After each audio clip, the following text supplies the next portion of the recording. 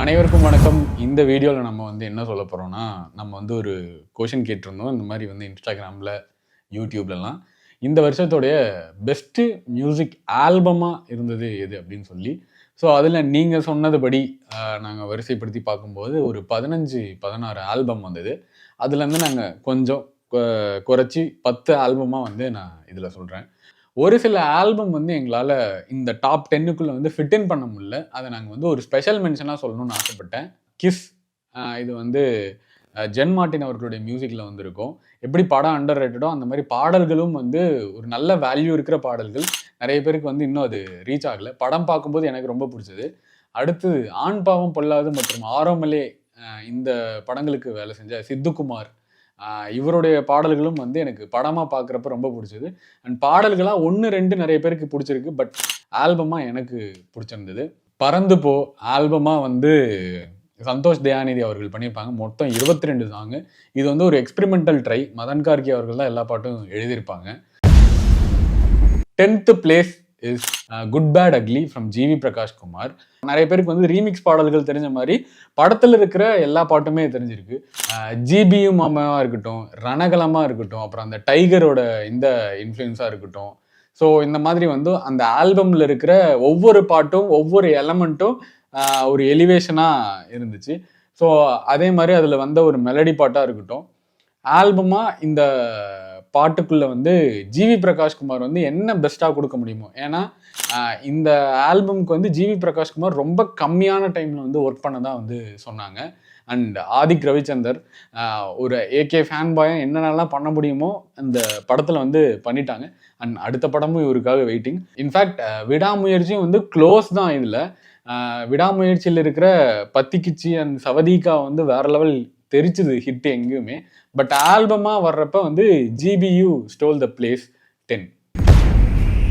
9வது இடம் சந்தோஷ் நாராயணன் இசையில் தலைவன் தலைவி.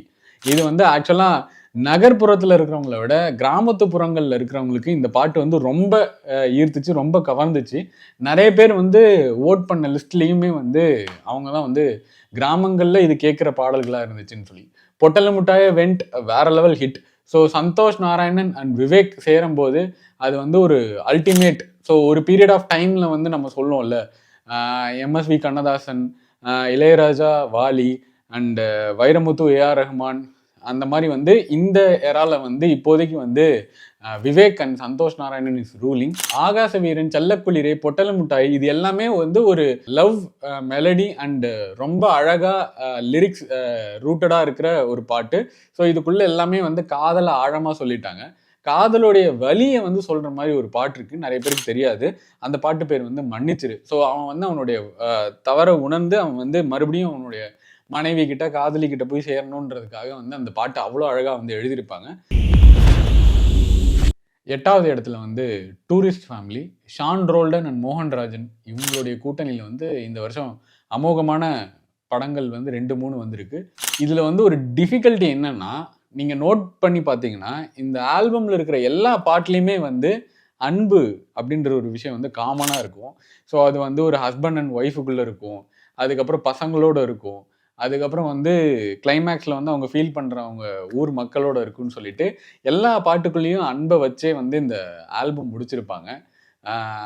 இதில் நிறைய ஒர்க் அவுட் ஆனது என்னமோ முகை மழை ஆஜாலே அப்படின்ற பாட்டு. கிளைமேக்ஸில் யுவன் பாடின அந்த பாட்டு நிறைய பேர் அழுதுதான் சொன்னாங்க. 7வது இடத்துல Madharasi album. So it is a comeback for AR Murugadoss. அப்புறம் ரொம்ப நாள் கழிச்சு எஸ்கே, அனிருத் இவங்க காம்பினேஷனில் வந்த பாட்டு. நிறையா லிரிசிஸ்ட் யூஸ் பண்ணியிருந்தாங்க. விவேக் அவங்க தங்கப்பூவை பாட்டு எழுதியிருந்தாங்க. சூப்பர் சுப்பு அந்த சலம்பல பாட்டு, உனது எனது அப்படின்னு சொல்லிட்டு ஆதேஷ் கிருஷ்ணான்னு சொல்லி புதுசாக இப்போ ஒரு பையன் பாட்டு எழுதுறான். ரொம்ப நல்லா வரிகள் அந்த பாட்டு. உசுர உருவினி அப்படின்னு ஒரு பாட்டு இருக்கும். ஸோ அது எங்கன்னா அந்த இறப்பு, விக்ராந்தோடைய இறப்புக்கு அவங்க மகன் போன ஒரு வழியை சொல்கிற மாதிரி இருக்கும். இது விஷ்ணு ஏதவன் எழுதியிருப்பாங்க. எப்படின்னா அந்த போர்க்கண்ட சிங்கமோட இம்பேக்ட் எப்படி இருக்குமோ அந்த மாதிரியான ஒரு ட்ரீட்மெண்ட்டில் இந்த பாட்டும் பண்ணியிருப்பாங்க. இந்த ஆல்பமில் நிறைய பேர் நோட்டீஸ் பண்ணி இந்த பாட்டை பற்றி சொல்லுங்கன்னு சொன்னதுனால இந்த பாட்டை இங்கே ஒரு ஸ்பெஷல் மென்ஷனாக சொல்கிறேன். ஸோ மதராசி ஆல்பம் இவங்க காம்பினேஷனாக சேர்ந்தாலே எப்பயுமே ஹிட்டு கொடுப்பாங்கன்னு நம்ம எல்லாருக்குமே தெரியும். ஸோ இந்த ஆல்பம் இந்த வருஷத்தில் நல்லாவே ஒர்க்காக இருக்குது. Number 6 is dude. யங் ஜென்ரேஷன்லேருந்து புதுசாக வந்திருக்கிற கம்போசர் சாய் அபயங்கர் ஒரு இம்பேக்ட்ஃபுல்லான ஒரு ஒரு மியூசிக் வந்து இந்த வருஷத்தில் கொடுத்துருக்காங்க.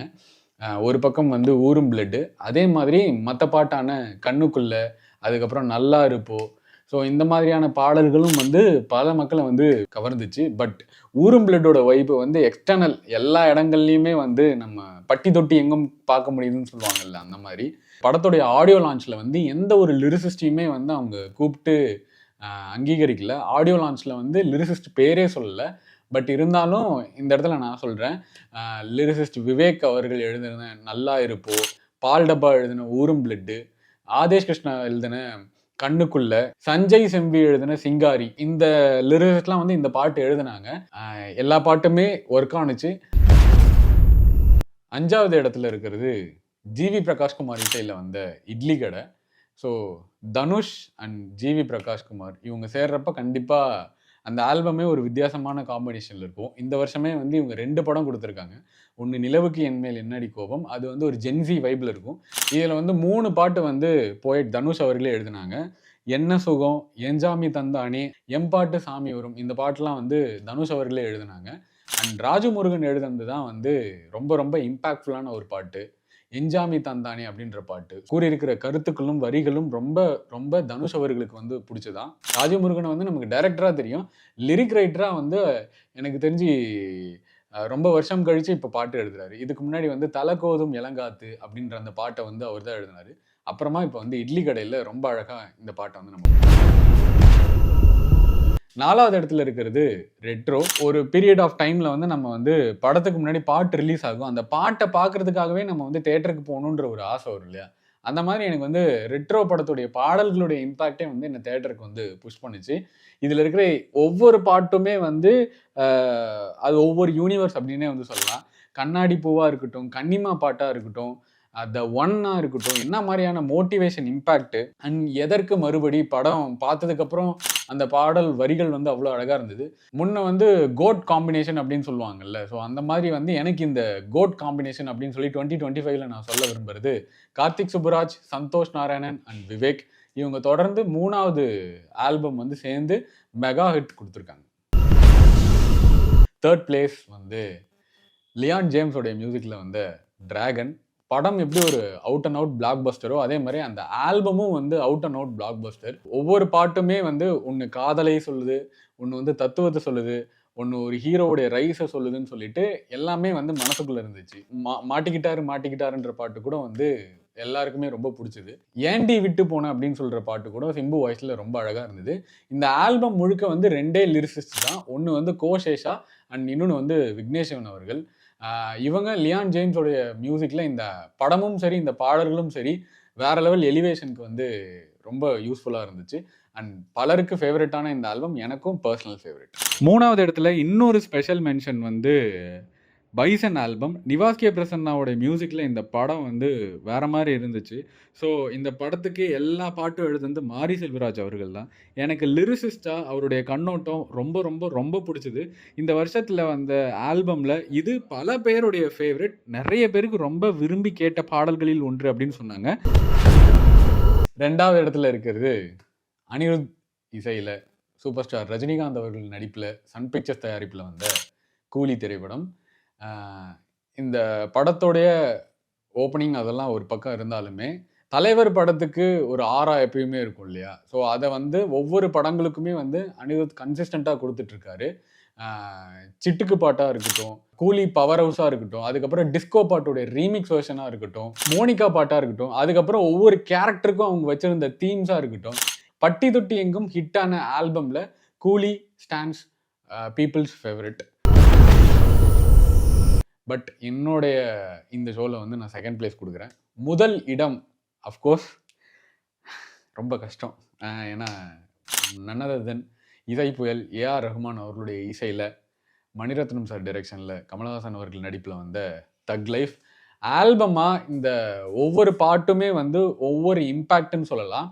எனக்கு வந்து இதில் நேஷ்னல் அவார்ட் வின்னிங் மெட்டீரியல் இருக்கிற ஒரு பாட்டு இருக்குது, அதை பற்றி நான் உங்களுக்கு தனியாகவும் சொல்கிறேன். கார்த்திக் நேத்தா அவர்கள் எழுதின 5 வண்ண பூவே வரிகளாக வந்து வார்த்தையான்னு கூட சொல்லலாம். ஏன்னா இந்த பாட்டு இந்த வருஷத்துல வந்து அதிகப்படியான மக்களுக்கு வந்து அவங்களுடைய சோகத்தை வந்து வெளிப்படுத்துற ஒரு பாட்டா இருந்துச்சுன்னு சொல்லி நிறைய பேர் வந்து எழுதியிருந்தாங்க அந்த பாட்டை பத்தி. அது மட்டும் இல்லாம ஜிங்கிச்சாம் பாட்டு எல்லா கல்யாண மண்டபங்கள்லயும் ஓடிக்கிட்டு இருக்கு. ஸோ ஓ மாறா எல்லாருக்கும் வந்து அதுக்கு மார்னிங் மோட்டிவேஷன் பிளேலிஸ்ட்ல இருக்கு. சுகர் பேபியா இருக்கட்டும், முத்தமழையா இருக்கட்டும், முத்தமழையோட இம்பாக்ட் சின்மை பாடுனதுக்கு அப்புறம் அது அது கிடைச்ச ரெஸ்பான்ஸ்லாம் வந்து ரொம்ப பெருசா இருந்துச்சு. ஸோ ஆல்பமா தக் லைஃப் வாஸ் சார்ட் பஸ்டர் அப்படின்னு தான் வந்து சொல்லணும். உங்களுக்கு ஏதாவது ஒப்பீனியனா ஆல்பமா இது நல்லா இருக்கு அப்படின்னு சொல்லி நீங்க ஏதாவது ஆல்பம் நான் மிஸ் பண்ணியிருந்தேன்னா அது கமெண்ட்ல சொல்லுங்க. அது மட்டும் இல்லாம உங்க டாப் 10 ஆர்டர் இந்த 2025க்கு என்னன்றத கமெண்ட்ல சொல்லுங்க.